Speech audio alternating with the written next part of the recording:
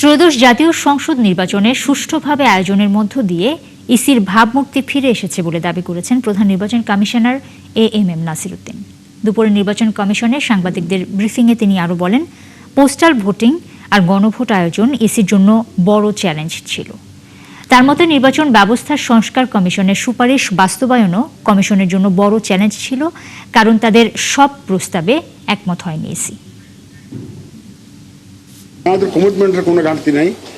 আমরা ঠিক জাতীয় নির্বাচন যেটা করেছি, আমরা যেভাবে করেছি তার চাইতে বেটার, খারাপ হবে না। আমরা চাইবো তার চাইতে আরো বেটার করার জন্য, কিন্তু সুতরাং ওইটাতে স্ট্যান্ডার্ড আমরাই সেট করেছি। ওই স্ট্যান্ডার্ডের নিচে তো আমরা যেতে পারি না। সুতরাং ওই স্ট্যান্ডার্ড তো থাকবেই, যদি পারি ওর থেকে আরো বেটার করব। এখন আশা করি ইনশাল্লাহ সবার কোঅপারেশন নিয়ে আমরা পারবো, কোনো অসুবিধা হবে না। কারণ আমাদের তো অনেক লেসন তো আমরা পেলাম, আমাদের তো শিক্ষা হইলো অনেক।